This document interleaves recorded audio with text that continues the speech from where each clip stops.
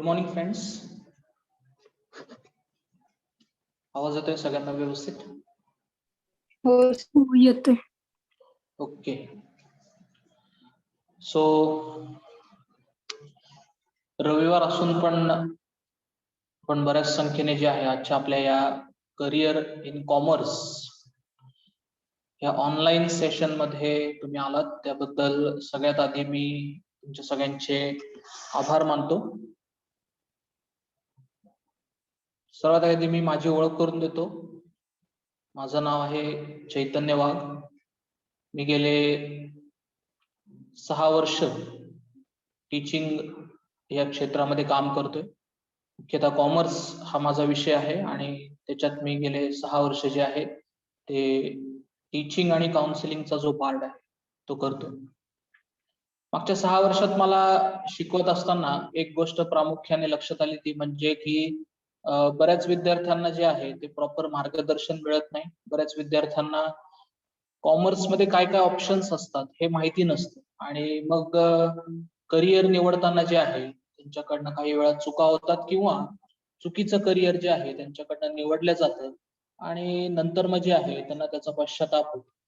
आणि म्हणूनच यासाठी गेले 3-4 वर्ष आपण करिअर कट्टा नावाची एक कन्सेप्ट चालू केली. लॉकडाऊनच्या आधी म्हणजे 2019 पर्यंत आपण दरवर्षी बऱ्याच करिअर वरती जे आहे ते चर्चा करायचो. मागच्या वर्षी कोरोनाच्या काळामध्ये काही कारणास्तव जे आहे या सगळ्या गोष्टी घेणं शक्य झालं नाही, परंतु पुन्हा एकदा आता ऑनलाईनच्या ऑप्शनमुळे आपण या वर्षीपासून जे आहे ते पुन्हा एकदा कॉमर्स या क्षेत्रातील करिअर बद्दल जे आहे ते आपण चर्चासत्र आयोजित करणार आहे. ओके, तर आपण फारसा वेळ न घालवता आपण जे आहे ते आपल्या मुख्य भागाकडे येऊयात. ओके, एक शॉर्ट मध्ये थोडस आजच्या ह्याचा शेड्यूल मी तुम्हाला सांगतो. आपण सुरुवातीला कॉमर्स मधील करिअर जे आहे त्याच्याबद्दल आपण डिस्कशन करणार आहे. ओके, आता हे जे लेक्चर आहे हे प्रामुख्याने मी 10वी 12वी किंवा ज्यांचं आता ग्रॅज्युएशन स्टेजला आहेत ते त्यांच्यासाठी ऑप्शन्स काय काय आहेत या हेतूने जे आहे हे आजचं करिअर सेशन मी आयोजित केलेलं. आपण असेच अनेक करिअर प्रोग्राम जे आहेत ते घेणार आहे, शक्यतो रविवारीच असतील ते, आणि त्याच्यात आपण प्रामुख्याने जे महत्वाचे करिअर असतील त्याच्यावरती आपण डिटेलमध्ये डिस्कशन करणार. ओके, आज जे आहे ते आपल्याला फक्त ऑप्शन्स बघायचे की आपल्या समोर काय काय ऑप्शन्स आहेत आणि आपण कुठं कुठं जे आहे ते काम करू शकतो. म्हणजे वेगवेगळे ऑप्शन्स जे आहेत आपल्याकडे कॉमर्स मध्ये त्याच्याबद्दल बेसिकली आज आपल्याला जे आहे ते बघायचे.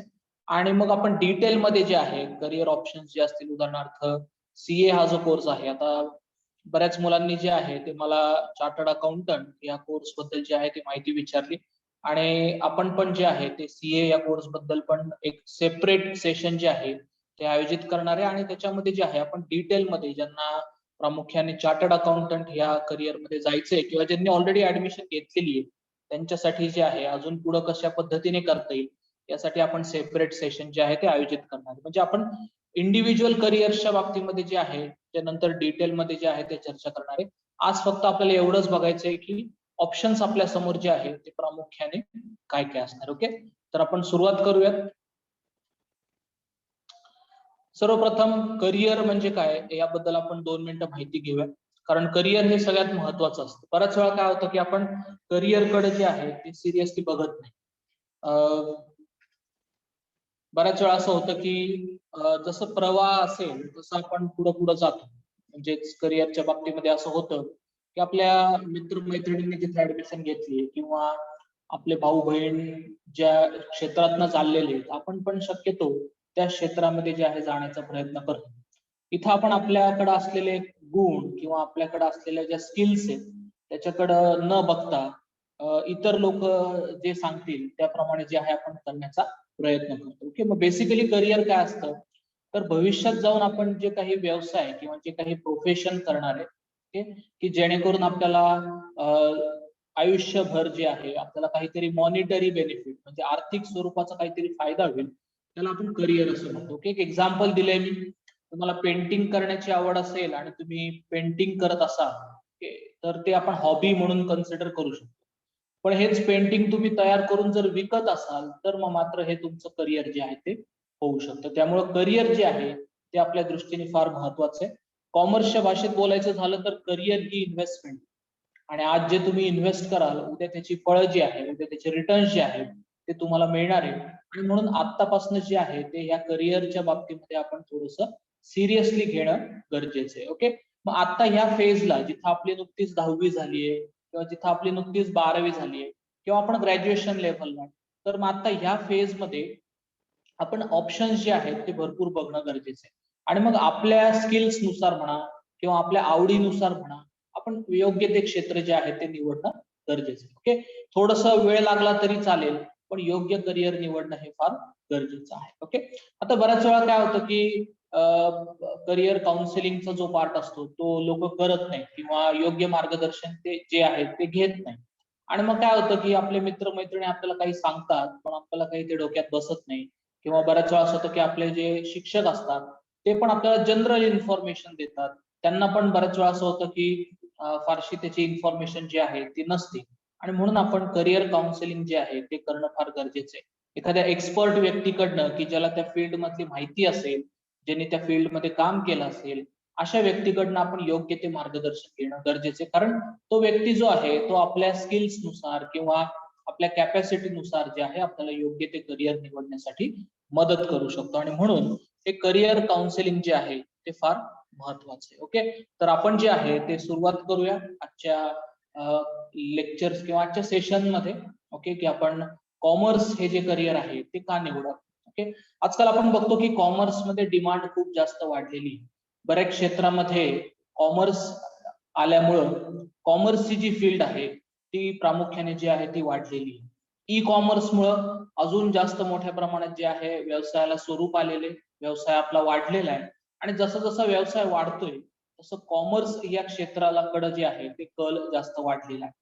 ऑनलाईन मुळे बऱ्याचशा गोष्टी ज्या आहेत त्या जगभर आपल्या पसरल्या, आणि त्यामुळं आपल्याला जे आहे कॉमर्स क्षेत्राकडे जे आहे भरपूर संधी ज्या आहेत त्या उपलब्ध झालेल्या आहेत. त्यामुळे कॉमर्स या क्षेत्राकडे आजकाल जे आहे ते मोठ्या प्रमाणात डिमांड वाढलेली आहे. सायन्सच्या तुलनेमध्ये कॉमर्स हे जे क्षेत्र आहे इथं खर्च जो आहे तो थोडाफार कमी येतो.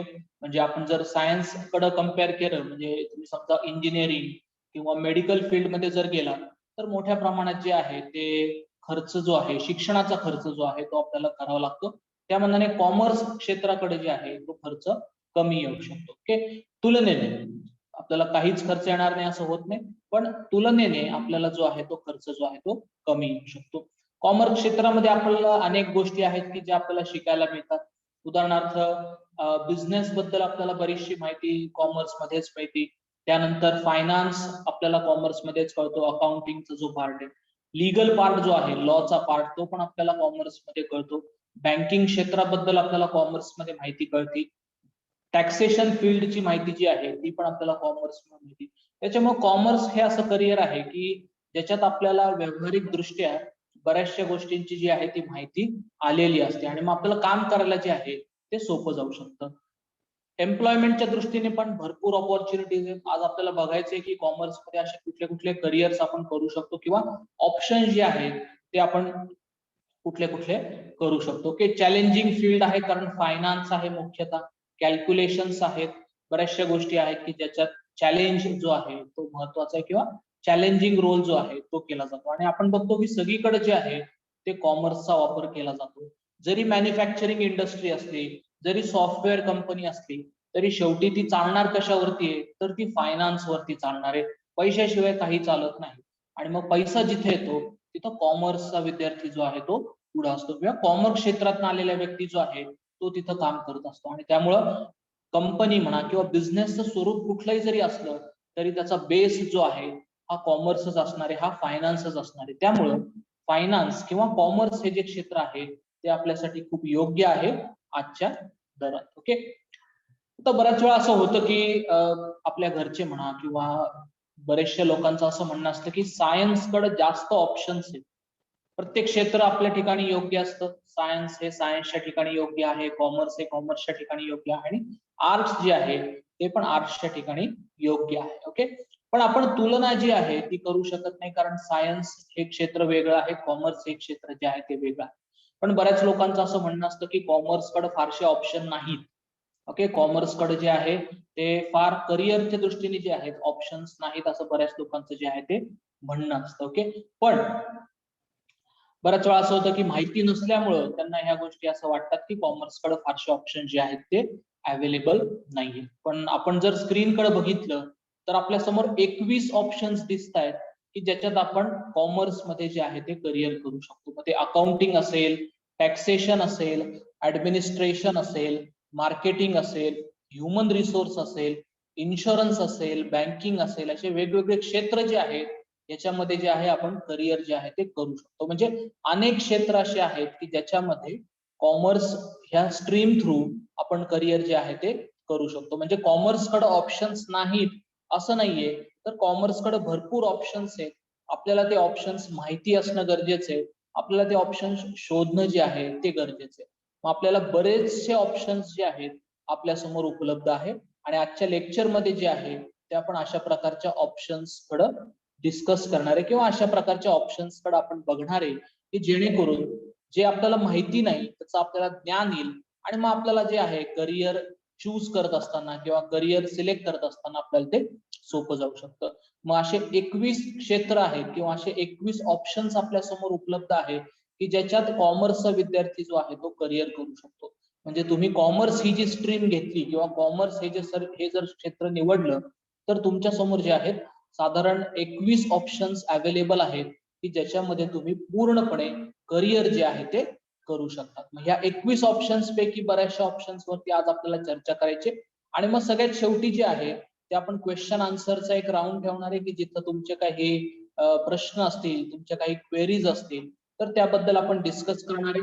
त्यानंतर मी जो लिंक तुम्हाला पाठवली होती रजिस्ट्रेशनची त्याच्यामध्ये मी एक ऑप्शन ठेवला होता की तुम्हाला कुठल्या करिअर बद्दल माहिती घ्यायची असेल प्रामुख्याने तर बरेचसे ऑप्शन्स त्याच्यामध्ये आलेले आहेत आणि त्याच्यातले काही ऑप्शन्स जे आहेत ते मी आज डिस्कस करणार आहे. सो आपण ते जे आहे या सेशनच्या शेवटी जे आहे ते आपण डिस्कस करणार. ओके, तुम्हाला वैयक्तिकरित्या माझा नंबर जो आहे तो त्या लिंक मध्ये अवेलेबल आहे. त्याच्यामुळे तुम्हाला कधी अजून जास्त माहिती जर हवी असेल तर तुम्ही पर्सनली जे आहे मला व्हॉट्सअप करू शकतात किंवा मला फोन करू शकतात आणि एखाद्या पर्टिक्युलर करिअर बद्दल जे आहे ते आपण अजून जास्त डिस्कशन जे आहे ते करू शकतो. आपण जसं मी म्हणलं की रविवारी आपण जे आहे ते अशा प्रकारच्या करिअर्स वरती अजून काही प्रोग्राम्स घेणार आहे आणि त्यामुळं अशा प्रकारचे प्रोग्राम्स तुम्ही अटेंड करून अजून जास्त इन्फॉर्मेशन जी आहे ती मिळवू शकता. आता जे आहे आता आपल्याला जास्तीत जास्त क्षेत्र एक्सप्लोर करायचे, जास्तीत जास्त ऑप्शन्स बद्दल आपल्याला माहिती काढायची आणि मग आपण जे आहे ते डिटेलमध्ये त्याच्याकडे जाऊ शकतो. ओके, तर आपण जे आहे एक एक करिअरकडे आता बघूयात. ओके, सगळ्यात पहिलं कॉमर्स मध्ये आल्यानंतर महत्वाचं करिअर असतं ते म्हणजे अकाउंटिंग. कॉमर्स मध्ये जो आहे अकाउंट्स हा विषय सगळ्यात महत्वाचा विषय जो आहे तो मानला जातो कारण अकाउंट शिवाय कॉमर्सला काही अर्थ नाही. म्हणजे सगळ्यात महत्वाचा जो पार्ट आहे कॉमर्सचा तो आहे अकाउंटिंग. इकॉनॉमिक्स आणि अकाउंट्स हे दोन विषय कॉमर्सचे सगळ्यात महत्वाचे विषय मानले जातात. त्यापैकी एक महत्वाचा विषय जो आहे तो आहे अकाउंटिंगचा. ओके, आता अकाउंटिंग या क्षेत्रामध्ये जर आपल्याला काम करायचं असेल तर बेसिकली आपल्याला काय ऑप्शन्स आहेत तर आपण बॅचलर ऑफ कॉमर्स म्हणजे ग्रॅज्युएशन जे आहे ते कॉमर्स मध्ये करू शकतो. याच्या व्यतिरिक्त आपण पोस्ट ग्रॅज्युएट जे आहे म्हणजे मास्टर्स ऑफ कॉमर्स ज्याला आपण म्हणतो एमकॉम ते पण आपण अकाउंटिंग मध्ये करू शकतो. याच्या व्यतिरिक्त काही डिप्लोमा कोर्सेस असतील की जसं post graduate diploma in accounting and auditing असेल किंवा गव्हर्नमेंट डिप्लोमा असेल कोऑपरेशन अँड अकाउंटन्सी मध्ये तर आपण अशा प्रकारचे पोस्ट ग्रॅज्युएशन डिप्लोमा करून पण अकाउंटिंग ह्या क्षेत्रामध्ये जे आहे ते काम करू शकतो. मग आपल्याला शैक्षणिक दृष्ट्या B.Com, M.Com किंवा काही डिप्लोमा कोर्सेस जे आहेत ते आपण करू शकतो आणि अकाउंटिंग ह्या फील्डमध्ये जे आहे ते काम करू शकतो. मग आता अकाउंटिंग या फील्डमध्ये आपण काय काम करणार आहे तर अकाउंटंट म्हणून काम करणार आहे. जे बिझनेसचे जे काही अकाउंट्स मेंटेन केले जातील बुक्स ऑफ अकाउंट्स ओके त्यांचा जो काही व्यवहार असेल तो रेकॉर्ड केला जाणार आहे आर्थिक दृष्ट्या आणि ते सगळं मेंटेन करण्याची जबाबदारी जी आहे ती अकाउंटंटची असणार आहे. त्यामुळे अकाउंटंट म्हणून जे आहे ते प्रामुख्याने आपण काम करू शकतो कुठल्याही प्रकारच्या बिझनेसमध्ये. साधारण 10 ते 15,000 रुपये जे आहे ते स्टार्टिंग पगार दिला जातो. तुमच्या योग्यतेनुसार त्या ऑर्गनायझेशन नुसार या पगारामध्ये जे आहे ते फरक पडू शकतो, पण साधारण एक 10 ते 15,000 रुपये जे आहे ते सुरुवातीला जो आहे तो पगार दिला जाऊ शकतो. याच्या व्यतिरिक्त गव्हर्नमेंट डिपार्टमेंटमध्ये पण आपण काम करू शकतो. आपण पुढे जाऊन त्याच्याबद्दल अजून जास्त चर्चा करणार आहे की गव्हर्नमेंट फील्डमध्ये कॉमर्सला जे आहे ते कुठल्या प्रकारचे ऑप्शन्स असणार आहे. त्यामुळे अकाउंटिंग जे आहे त्याच्यामध्ये करिअर करणाऱ्यांसाठी हा ऑप्शन आहे. ओके, समजा तुम्हाला टॅक्सेशन या फील्डमध्ये जर काम करायचं असेल, आजकाल आपण बघतो की टॅक्सेशनचा पार्ट जो आहे तो मोठ्या प्रमाणात वाढलेला आहे. ओके, सो टॅक्सेशनचा जो पार्ट आहे तो मोठ्या प्रमाणात वाढलेला आहे आणि त्यामुळं त्या फील्डमध्ये जे आहे ते पण मोठ्या प्रमाणात ऑप्शन्स तयार झालेले टॅक्सेशनच्या. आपण बघतो जीएसटीचा जो पार्ट आहे तो प्रामुख्याने आता वाढलेला आहे आणि जीएसटी मुळे अजून जास्त जे आहे ते कॉमर्सकडं स्कोप ज्याला म्हणतो आपण आलेला आहे आणि त्यामुळे टॅक्सेशन हे फील्ड जे आहे याच्यात पण आपण करिअर जे आहे ते करू शकतो. मग टॅक्सेशन मध्ये जर तुम्हाला करिअर करायचं असेल तर तुमच्या समोर काय ऑप्शन आहे, तर तो बॅचलर इन कॉमर्स तुम्ही करू शकता आणि टॅक्सेशन हा सब्जेक्ट तुम्ही घेऊ शकता.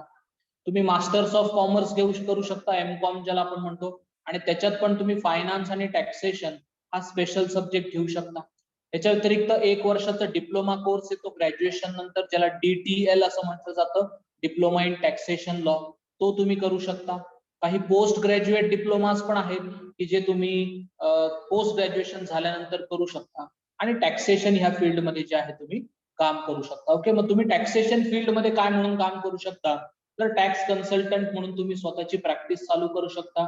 तुम्ही तुमचं ऑफिस सुरू करू शकता आणि लोकांना जे आहे ते टॅक्सेशन संदर्भात मार्गदर्शन करू शकता. आपण आजकाल बघतो की टॅक्सेशन ही फील्ड जी आहे ती मोठ्या प्रमाणात वाढलेली आहे. लोक जे आहेत आजकाल स्वतःहून टॅक्स भरण्यासाठी पुढे येत आहेत, कारण त्यांना ते टॅक्सचं महत्व जे आहे ते आता पटलेले आहे. तुम्हाला जर व्यवसाय सुरू करायचा असेल तर ह्या व्यवसायासाठी जर तुम्हाला कर्ज काढायचं असेल तर ह्या कर्जासाठी तुम्हाला बँक जी आहे ती मागच्या काही वर्षांचा टॅक्सेशनचा जो रिपोर्ट आहे तो मागते आणि त्यामुळं तुम्हाला टॅक्स हा जो आहे भरणं गरजेचं आहे. त्यामुळं टॅक्सेशन किंवा टॅक्स कॅल्क्युलेट करणाऱ्या लोकांची सध्या मार्केटमध्ये भरपूर प्रमाणात जी आहे ती गरज आहे. मग तुम्ही टॅक्स कन्सल्टंट म्हणून काम करू शकता किंवा अनालिस्ट म्हणून काम करू शकता. लोकांना मार्गदर्शन करू शकता की कुठल्या कुठल्या गोष्टींमुळे तुमचा टॅक्स वाचू शकतो किंवा कुठल्या गोष्टींमध्ये तुम्ही इन्व्हेस्ट केल्याने तुम्हाला टॅक्स मध्ये जे आहे ते बेनिफिट मिळू शकतो. किंवा तुम्ही रेव्हेन्यू एजंट म्हणून पण काम करू शकता, फायनान्शियल अनालिस्ट म्हणून पण काम करू शकता.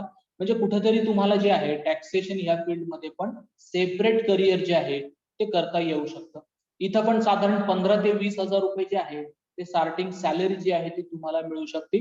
तुम्ही जर स्वतःचं ऑफिस चालू केलं, म्हणजे तुम्ही जर टॅक्स कन्सल्टंट म्हणून स्वतःची प्रॅक्टिस चालू केली तर मात्र जास्त प्रमाणात जे आहे तुमच्या स्किल्स वरती त्या गोष्टी अवलंबून आहेत, जास्त प्रमाणात तुमचं जे आहे आर्थिक फायदा जो आहे तो होऊ शकतो. ओके, त्याच्यामुळे टॅक्स ही जी फील्ड आहे ही पण आजकाल खूप मोठ्या प्रमाणात ओपन झालेली आणि इथं पण भरपूर लोकांची जी आहे ती गरज आहे. ओके, त्यानंतर फायनान्स हे खूप मोठं क्षेत्र जे आहे ते कॉमर्स मध्ये आहे आणि बरेचसे विद्यार्थी जे आहे त्यांना कॉमर्स मध्ये आल्यानंतर या फायनान्स फील्ड मध्ये जे करिअर ऑप्शन्स आहेत ते करण्याची इच्छा असते. त्यामध्ये प्रामुख्याने MBA फायनान्स असेल, मास्टर्स इन बिझनेस ऍडमिनिस्ट्रेशन, पण फायनान्स हे स्पेशल सब्जेक्ट घेऊन ते त्या ठिकाणी फायनान्स मध्ये काम करू शकतात.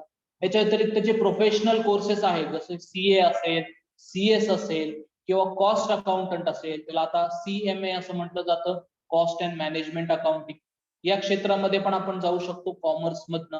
ओके, त्यानंतर ऍक्च्युरी ही एक नवीन फील्ड आजकाल ओपन झालेली आहे. आपण बघतो की जे इन्शुरन्स क्षेत्र असतं, आपण बऱ्याच वेळा टीव्ही वरती जे ऍडव्हर्टाइजमेंट बघतो की 1,000 रुपयात 1 करोड रुपयाचा जो आहे तो आपल्याला इन्शुरन्स घेता येतो किंवा आपल्याला 10 लाखाचा हेल्थ इन्शुरन्स हा साधारण 15 ते 20,000 रुपयात मिळून जातो. मग आता 15 ते 20,000 रुपयामध्ये कंपनीला कसं परवडतं 10 लाखाचं इन्शुरन्स देणं? मग यासाठी काही कॅल्क्युलेशन्स केले जातात. तर हे कॅल्क्युलेशन्स करण्याचं काम जे आहे ते प्रामुख्याने या ऍक्च्युरी हा जो व्यक्ती आहे याच्याकडनं केलं जातं. मग हे पण एक क्षेत्र आहे की जिथं आपण करिअर जे आहे ते करू शकतो. मग इन्शुरन्स फील्ड मध्ये जे आहे ऍक्च्युरीची मोठ्या प्रमाणात गरज आहे, तिथं आपण हे काम करू शकतो. याच्या व्यतिरिक्त आपण फायनान्शियल अनालिस्ट म्हणून पण काम करू शकतो की जिथं फायनान्शियल गोष्टींचं अनालिसिस केलं जातं. ज्या मल्टीनॅशनल कंपनीज आहेत तिथं अशा लोकांची गरज आहे की जे फायनान्स अनालाइज करतील आणि कंपनीला मदत करतील की कशा पद्धतीने फायनान्स जे आहे योग्य मॅनेजमेंट केलं जाऊ शकतं. सो हे ऑप्शन जे आहेत आपल्या समोर अवेलेबल आहेत की जिथं आपण फायनान्स मध्ये पण जे आहे ते करिअर करू शकतो. मग आपण फायनान्स मध्ये करिअर करणार म्हणजे काय करू शकतो आपण, तर फायनान्स मॅनेजर म्हणून आपण काम करू शकतो किंवा आपण प्रोफेशन सिलेक्ट करू शकतो CA, CS, VMA चं. आपण सर्टिफाईड फायनान्शियल अनालिस्ट या पदावरती पण काम करू शकतो. ऍक्च्युअली हे एक ऑप्शन आहे आपल्या समोर की जिथं आपण करिअर करू शकतो. फॉरेन एक्सचेंज डीलर म्हणून पण आपण काम करू शकतो. जे फॉरेन एक्सचेंज मध्ये काम करतात म्हणजे उदाहरणार्थ डॉलर असतील किंवा इतर देशांची जी करन्सी आहे त्याची एक्सचेंज जे केली जातं त्याला फॉरेन एक्सचेंज किंवा फॉरेक्स डीलर असं म्हटलं जातं. तर त्या क्षेत्रामध्ये जे आहे ते पण आपण काम करू शकतो. फायनान्स मध्ये मोठ्या प्रमाणात जे आहे ते आपल्या करिअरला चांगलं वळण जे आहे ते आपल्याला मिळू शकतो. ओके, सो फायनान्स हा जो ऑप्शन आहे हा पण मोठ्या प्रमाणात उपयोगी आहे. त्यानंतर ऍडमिनिस्ट्रेशनचा पार्ट आहे. आपल्याला जर ऍडमिनिस्ट्रेशन मध्ये काम करायचं असेल तर मग प्रामुख्याने MBA हा जो कोर्स आहे, मास्टर्स इन बिझनेस ऍडमिनिस्ट्रेशन, हा आपण चूज करू शकतो. आणि त्याला ग्रॅज्युएशन म्हणून BBA जो आहे, बॅचलर ऑफ बिझनेस ऍडमिनिस्ट्रेशन, हा जो पार्ट आहे हा आपण करू शकतो. आता बऱ्याच वेळा काय होतं की मला मुलं विचारतात, म्हणजे मला पर्सनली पण बऱ्याचशा विद्यार्थ्यांचे मेसेज आलेत आणि भेटल्यानंतरही ते मला विचारतात की सर आता 12वी झालेले आहे तर आता BCom करू का BBA करू. आणि रजिस्ट्रेशन लिंक मध्ये पण बऱ्याचशा विद्यार्थ्यांचा कल जो आहे तो मला BBA या क्षेत्राकडे जास्त दिसतात. तर आपण या सेशनच्या सगळ्यात शेवटीच्या पार्ट मध्ये जे आहे ते BBA आणि MBA यातला जो फरक आहे तो थोडासा समजून घेऊ, जेणेकरून ज्यांचं आता 12वी झालेलं आहे तर त्यांना जे आहे तो करिअर ऑप्शन चूज करण्यासाठी सोपं जाऊ शकतं. ओके, मग आता ऍडमिनिस्ट्रेशन ह्या करिअर मध्ये किंवा ऍडमिनिस्ट्रेशन ह्या पार्ट मध्ये आपण जे आहे ते BBA किंवा MBA हे कोर्स जे आहे प्रामुख्याने करू शकतो आणि कंपनीच्या ऍडमिनिस्ट्रेशन पार्ट मध्ये जे आहे ते आपण काम करू शकतो. समजा तुमचं BBA झालेलं असेल तर कंपनीच्या ऍडमिनिस्ट्रेशन डिपार्टमेंट मध्ये म्हणा किंवा ह्युमन रिसोर्स डिपार्टमेंट मध्ये म्हणा किंवा फायनान्स डिपार्टमेंट मध्ये म्हणा तुम्ही काम करू शकता. ओके, साधारण ऍडमिनिस्ट्रेशन मध्ये करिअर केल्यानंतर म्हणजे BBA किंवा MBA केल्यानंतर नोकरीच्या संधी ज्या आहेत त्या उपलब्ध असतात. म्हणजे आपल्याला जर नोकरी करायची असेल प्रामुख्याने तर आपण BBA किंवा MBA सारखे कोर्सेस करून आपण त्या ठिकाणी जे आहे कंपनीमध्ये काम करू शकतो. मग अगदी मल्टीनॅशनल कंपनीज मध्ये पण मोठ्या प्रमाणात MBA झालेल्या विद्यार्थ्यांची डिमांड असते. पण MBA हा जो कोर्स आहे हा कॉमर्स मध्ये साधारण महाग कोर्स असा मानला जातो, कारण याच्यात जे आहे मोठ्या प्रमाणात खर्च जो आहे तो होत असतो. कारण रेप्युटेड कॉलेजेस मध्ये जे आहे आपल्याला MBA करणं योग्य असतं. तुम्ही कुठे MBA करता हे पण फार महत्वाचं असतं, कारण कॉलेजच्या रेप्युटेशन वरती पण आपल्याला ज्या मिळणाऱ्या ऑपॉर्च्युनिटीज असतील त्या अवलंबून असतात. त्यामुळं चांगल्या कॉलेजमधनं जर आपण ते केलं तर आपल्याला त्याचा मोठा फायदा जो आहे तो होऊ शकतो. पण एखाद्या सामान्य कॉलेजमधनं जर आपण केलं तर मात्र आपल्याला थोडंसं स्ट्रगल करावं लागतं किंवा आपल्याला अजून जास्त जे आहे त्या गोष्टी शोधाव्या लागतात. त्यामुळं हा एक ऑप्शन आहे की जिथं आपण BBA किंवा MBA सारखे कोर्सेस करून पुढे जाऊ शकतो. ओके, त्यानंतर आहे मार्केटिंगचा पार्ट. आजकाल आपण बघतो की मार्केटिंग हे क्षेत्र पण खूप मोठ्या प्रमाणात वाढलेले आणि मार्केटिंगची गरज जी आहे ती आता सगळ्यांनाच भासू लागलेली. मग अगदी छोटा व्यवसाय असेल किंवा फार मोठा व्यवसाय असेल, सगळ्यांनाच मार्केटिंग जे आहे ते करणं गरजेचं आहे. कारण जवळपास 75% बिझनेस चालण्यामागं किंवा बिझनेसच्या सक्सेस मध्ये 75% भाग जो आहे तो मार्केटिंगचा असतो. तुम्ही कशा पद्धतीने मार्केटिंग करता ह्याच्यावरती त्या बिझनेसचं यश जे आहे ते अवलंबून असतं. आणि मग मार्केटिंग हे क्षेत्र जे आहे ते पण आपल्यासाठी मोठ्या प्रमाणात ओपन झालेले आहे. आणि मग या मार्केटिंग क्षेत्रामध्ये जे आहे ते पण आपण करिअर करू शकतो. मग ज्या लोकांचं डोकं हे इनोव्हेटिव्ह आहे, म्हणजे ज्यांना खूप साऱ्या आयडियाज येत असतात किंवा जे त्या पद्धतीने विचार करू शकतात, त्यांच्यासाठी मार्केटिंगची जी फील्ड आहे ती बेस्ट फील्ड आहे. म्हणजे इथं तुम्ही जे आहे चांगल्या पद्धतीने किंवा योग्य पद्धतीने जे आहे ते काम करू शकतो. आणि आपण बघतो ऍडव्हर्टाइजमेंट जो आहे तो मार्केटिंगचा एक भाग आहे आणि ऍडव्हर्टाइजमेंटचा आपल्या आयुष्यावरती किती इन्फ्लुएन्स असतो हे आपण वेळोवेळी बघतोच. कारण त्या ऍडव्हर्टाइजमेंटमुळेच बऱ्याचशा गोष्टींची आपल्याला माहिती होती आणि आपण प्रोडक्ट जो आहे तो घेऊ शकतो. मग मार्केटिंग मध्येच ऍडव्हर्टाइजमेंटचा पार्ट येतो, म्हणजे आपल्याला कुठंतरी त्या मार्केटिंग क्षेत्रामध्ये पण मोठ्या प्रमाणात संधी ज्या आहेत त्या उपलब्ध आहेत. मग आता एखाद्याला मार्केटिंग मध्ये करिअर करायचं असेल तर त्याला ऑप्शन्स काय अवेलेबल आहेत, तर ग्रॅज्युएशन लेव्हलला बॅचलर ऑफ कॉमर्स करत असताना स्पेशल सब्जेक्ट जो आहे तो आपण मार्केटिंग घेऊ शकतो. की जेणेकरून आपल्याला मार्केटिंगची माहिती जी आहे ती मिळू शकते.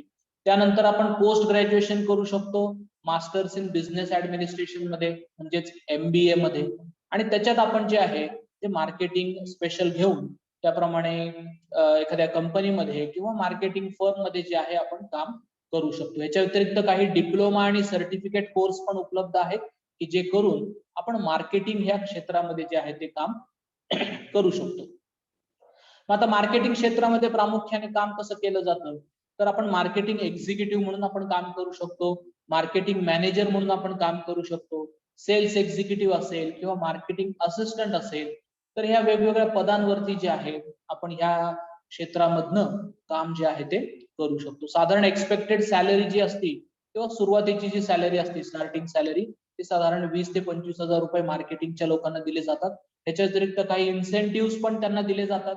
उदाहरणार्थ त्यांना पगार जो आहे तो फिक्स असतो आणि सेल वरती म्हणा किंवा इतर गोष्टींवरती त्यांना इन्सेंटिव्ह दिले जातात की जेणेकरून ते जास्तीत जास्त सेल करून देतील आणि त्याचा त्यांनाही फायदा जो आहे तो त्या ठिकाणी होऊ शकतो. माझे बरेचसे मित्र असे होते आहेत म्हणजे अजूनही की ज्यांनी मार्केटिंग या क्षेत्रामध्ये जे आहे ते करिअर निवडलं आणि सुरुवातीला जे आहे त्यांचा पगार हा साधारण 20,000च्या आसपास होता, पण तरी ते महिन्याला 1-1 लाख रुपये कमवायचे, कारण त्यांना इन्सेंटिव्ह जे दिले जायचे त्याच्यात त्यांना जे आहे मोठ्या प्रमाणात फायदा व्हायचा आणि त्यामुळं त्यांना जे आहे आर्थिक दृष्ट्या त्याचा बराचसा लाभ जो आहे तो झालाय. ओके, सो मार्केटिंग हे क्षेत्र जे आहे ते पण आपण मोठ्या प्रमाणात एक्सप्लोर करू शकतो आणि त्याच्यामध्ये करिअर करू शकतो. ओके, त्यानंतर ह्युमन रिसोर्स ज्याला आपण HR असं म्हणतो, तो पण एक करिअर आहे की जिथं आपण कॉमर्स मधनं जाऊ शकतो. ओके, मग आजकाल आपण बघतो की कंपनीमध्ये HR पद जे आहे ते फार महत्वाचं पद असतं, कारण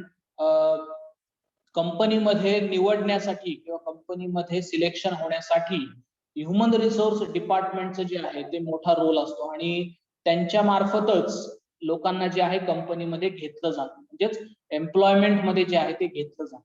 मग अशा वेळेस ह्युमन रिसोर्स डिपार्टमेंटचं जे आहे ते महत्व खूप असतं, कारण त्यांना योग्य व्यक्तीला जे आहे त्याची पारख करून त्याला कंपनीमध्ये घेण्याची जबाबदारी ही त्याची असते, काढण्याची पण जबाबदारी त्यांच्याचकडे असते आणि कंपनी सुरू असताना सर्व कामगार असतील म्हणा किंवा जे ह्युमन रिसोर्स असतील त्यांना मेंटेन करणं ही जबाबदारी पण त्यांचीच असते. ओके, त्यामुळं एम्प्लॉयमेंट मध्ये किंवा कंपनीमध्ये ह्युमन रिसोर्स डिपार्टमेंट जे आहे त्याचा रोल मोठ्या प्रमाणात असतो आणि त्यांचं महत्व जे आहे ते पण मोठ्या प्रमाणात असतं. मग आता समजा आपल्याला ह्युमन रिसोर्स HR मध्ये जर करिअर करायचं असेल तर आपण कसं जाऊ शकतो, तर आपण MBA करू शकतो, मास्टर्स इन बिझनेस ऍडमिनिस्ट्रेशन, आणि मग त्यावेळेस आपण ह्युमन रिसोर्स HR जे आहे तो स्पेशल विषय घेऊ शकतो आणि MBA HR जे आहे आपण होऊन त्या ठिकाणी जे आहे कंपनीच्या HR डिपार्टमेंट मध्ये आपण काम करू शकतो. याच्या व्यतिरिक्त MPM नावाचा कोर्स आहे, मास्टर्स इन पर्सोनेल मॅनेजमेंट, तो करून पण आपण ह्युमन रिसोर्स डिपार्टमेंट मध्ये जे आहे ते जाऊ शकतो. याच्या व्यतिरिक्त masters of labour laws and labour welfare, MLL and LW असं त्याला म्हटलं जातं, हा कोर्स करून पण आपण जे आहे ते त्या ठिकाणी ह्युमन रिसोर्स डिपार्टमेंट मध्ये जाऊ शकतो. हे सगळे पोस्ट ग्रॅज्युएट कोर्स, ग्रॅज्युएशन कुठलंही असलं तरी चालू शकतं, तुम्ही BCom झालात BBA झालात तरी चालू शकतं. हे सगळे जे आहेत हे पोस्ट ग्रॅज्युएट कोर्सेस आहेत, साधारण 2 वर्षाचा कालावधी जो आहे या कोर्सेसचा आहे आणि हे कोर्सेस करून जे आहेत आपण ह्युमन रिसोर्स डिपार्टमेंट मध्ये काम करू शकतो. काही 1 वर्षाचे डिप्लोमा पण अवेलेबल आहेत, काही सर्टिफिकेट कोर्स पण अवेलेबल आहेत, ते करून आपण ह्युमन रिसोर्स डिपार्टमेंट मध्ये जे आहे ते एक्झिक्युटिव्ह म्हणून जे आहे ते काम करू शकतो. इथं पण साधारण 25 ते 30,000 रुपये जो आहे तो स्टार्टिंग पगार जो आहे आपल्याला मिळू शकतो. ओके, सो ह्युमन रिसोर्स हा पण एक करिअर ऑप्शन जो आहे तो आजकाल चांगला आहे. मुलींसाठी जो आहे तो ऑप्शन्स ह्युमन रिसोर्सचा अतिशय योग्य आहे, कारण कंपनी जे आहेत त्या जनरली मुलींना प्रेफरन्स देतात HR म्हणून साठी, कारण त्यांच्याकडे असलेल्या स्किल्स म्हणा किंवा त्यांच्याकडे असलेल्या योग्यतेमुळे त्यांना जे आहे त्या ठिकाणी ह्युमन रिसोर्स डिपार्टमेंट मध्ये जे आहे ते प्रामुख्याने घेतलं जातं. त्याच्यामुळे मुलींसाठी जो आहे तो पण एक हा ऑप्शन चांगला आहे. ओके, त्यानंतर इन्शुरन्स हे जे क्षेत्र आहे ते आजकाल आपण बघतो मोठ्या प्रमाणात वाढलेले. आपण बघतो की ह्या कोरोनाच्या काळामध्ये खूप मोठ्या प्रमाणात जे आहे ते इन्शुरन्सचा लोकांनी फायदा घेतला. इन्शुरन्स जे आहे त्याच्यामुळे बऱ्याचशा लोकांचे आर्थिक जो भार आहे तो कमी झालेला आहे. मग आता आर्थिक भार जो आहे तो इन्शुरन्समुळं कमी झाल्यामुळं इन्शुरन्स या क्षेत्रामध्ये पण मोठ्या प्रमाणात आता संधी वाढलेली. आपण बघतो की प्रत्येक गोष्टीचा आजकाल इन्शुरन्स जो आहे तो आपल्याकडे अवेलेबल असतो. उदाहरणार्थ आपल्या मोबाईल फोन पासनं आपल्या स्वतःच्या आयुष्यापर्यंतचा सगळा इन्शुरन्स आहे आजकाल अवेलेबल आहे. म्हणजे आपण मोबाईल किंवा इलेक्ट्रॉनिक वस्तूंचा इन्शुरन्स काढू शकतो, गाडीचा इन्शुरन्स आहे, आपल्या दुकानात असलेल्या गुड्सचा इन्शुरन्स आहे, आपल्या हेल्थचा इन्शुरन्स आहे, आपल्या लाईफचा इन्शुरन्स आहे. म्हणजे अनेक इन्शुरन्स पर्याय जे आहेत ते आपल्या समोर उपलब्ध आहेत आणि रिस्क जी आहे ती कमी करण्याचं काम प्रामुख्याने इन्शुरन्स जे आहे ते करत असतं. मग आपण इन्शुरन्स काढण्यामागचं कारण काय असतं, तर जर काही नुकसान झालं तर आपल्याला मोठा आर्थिक फटका जो आहे तो बसू शकतो आणि मग अशा वेळेस इन्शुरन्स जर असेल तर मग आपल्याला जे आहे ते मदत होऊ शकते. मग अशा वेळेस इन्शुरन्सचं जे क्षेत्र आहे ते प्रामुख्याने आपल्यासाठी उघडलं आहे आणि त्याच्यात पण अनेक संधी ज्या आहेत इन्शुरन्स मध्ये काम करण्याच्या आपल्यासाठी आलेल्या आहेत. मग ऍक्च्युअली ही जी फील्ड आहे ती आपण निवडून प्रॉपर इन्शुरन्स कंपनीमध्ये जे आहे ते काम करू शकतो. आपण ग्रॅज्युएशन लेव्हलला असताना इन्शुरन्स हा सब्जेक्ट घेऊ शकतो स्पेशल म्हणून आणि मग आपल्याला इन्शुरन्स मध्ये जे आहे ते काम करण्यासाठी सोपं जाऊ शकतं. काही इन्शुरन्स कंपनीचे पण स्वतःचे कोर्सेस असतात. उदाहरणार्थ LIC जी आहे, life insurance corporation of India, या कंपनी मार्फत एक्झाम घेतली जाते आणि मग एक्झाम घेतल्यानंतर तुम्ही इन्शुरन्स ऍडवायझर म्हणून काम करू शकतात, इन्शुरन्स अनालिस्ट म्हणून काम करू शकतात आणि लोकांपर्यंत जे आहे इन्शुरन्सचं महत्व पटवून तुम्ही जे आहे त्याप्रमाणे तिथं कमिशन जे आहे ते चार्ज करू शकतात आणि तोच तुमचा जो आहे आर्थिक फायदा होऊ शकतो किंवा इन्शुरन्स कंपनीमध्ये तुम्ही जे आहे ते काम करू शकतात. मग अशा प्रकारचे बरेचसे इन्शुरन्स रिलेटेड कोर्सेस पण आजकाल मार्केटमध्ये अवेलेबल आहेत. बऱ्याचशा इन्शुरन्स कंपनी स्वतः अशा प्रकारचे कोर्सेस ऑफर करतात लोकांना की जेणेकरून ते कोर्सेस थ्रू लोकांना जे आहे डायरेक्टली रिक्रूट करू शकतात. मग त्यांना ज्या गोष्टींची गरज आहे त्याचं ज्ञान लोकांना देऊन परस्पर त्यांची रिक्रुटमेंट जी आहे ती केली जाऊ शकते. मग हा फायदा जो आहे हा आपल्याला इन्शुरन्स क्षेत्रामध्ये मिळू शकतो. मग इन्शुरन्स जे क्षेत्र आहे ते पण आजकाल मोठ्या प्रमाणात उघडलं आहे. ओके, त्यानंतर बँकिंग हे क्षेत्र आहे. बँकिंग मध्ये आपण बघतो की आजकाल बरेचसे लोक जे आहेत ते बँकिंग ह्या करिअरकडे वळालेले आहेत. बरेचसे विद्यार्थी जे आहेत ते बँकिंगची तयारी करताना आपल्याला दिसतात. बऱ्याचशा मुलांनी मला विचारलं की सर बँकिंग या क्षेत्रामध्ये जे आहे ते आपण कशा पद्धतीने करिअर करू शकतो. आणि पुन्हा एकदा मुलींसाठी जे आहे ती बँकिंगची संधी खूप जास्त योग्य. पण आपण आजकाल बघतो की गव्हर्नमेंट बँकमध्ये रिक्रुटमेंट जी केली जाते ती साधारण एक्झाम थ्रू केली जाते. मग वेगवेगळ्या बँकांचे एक्झाम्स असतात. आपल्याकडे एक संस्था आहे IBPS नावाची. IBPS नावाची एक संस्था आहे आणि त्यांच्या मार्फत जे आहे ते बँकेशी रिलेटेड एक्झाम्स घेतल्या जातात आणि ह्या IBPS एक्झाम क्लिअर केल्यानंतर तुम्ही वेगवेगळ्या बँकांमध्ये जे आहे ते काम करू शकतात. मग त्यासाठी तुम्हाला ही एक्झाम जी आहे याची तयारी करणं गरजेचं आहे. IBPS ही जी संस्था आहे, इंडियन बँकिंग पर्सनल सिलेक्शन ची जी एक्झाम आहे ती तुम्हाला क्रॅक करून किंवा ती तुम्हाला पास करून तुम्ही जे आहे बँकिंग क्षेत्राकडे जाऊ शकता. आणि बँकिंग हे क्षेत्र जे आहे हे पण आजकाल खूप वाढलेले. एकतर बँकेचा जॉब जो आहे तो खूप सिक्युअर जॉब असतो. गव्हर्नमेंटमध्ये जर तुम्ही गव्हर्नमेंट बँकेमध्ये जर तुम्ही लागलात, नॅशनलाइज बँक असेल, प्रायव्हेट बँक असेल, तर तो जॉब जो आहे तो सिक्युअर असतो. आजकाल आपण बघतो की बँकेचं टायमिंग पण सिलेक्टिव्ह झालेलं आहे. त्यानंतर आठवड्याचे जे दिवस आहेत ते पण आजकाल 5 झालेत. शनिवार रविवार बँकांना सुट्टी असते आणि त्याचा फायदा जो आहे तो आपल्याला मिळू शकतो. मग बँकेचं जे करिअर आहे ते पण आपल्यासाठी फार महत्वाचं आहे आणि त्याच्यामध्ये पण आपण जे आहे ते करिअर ऑप्शन बघू शकतो. मग आता बँकिंग या फील्डमध्ये जर आपल्याला करिअर करायचं असेल तर बॅचलर ऑफ कॉमर्स म्हणजे BCom करताना आपण बँकिंग सब्जेक्ट जो आहे तो प्रामुख्याने घेऊ शकतो.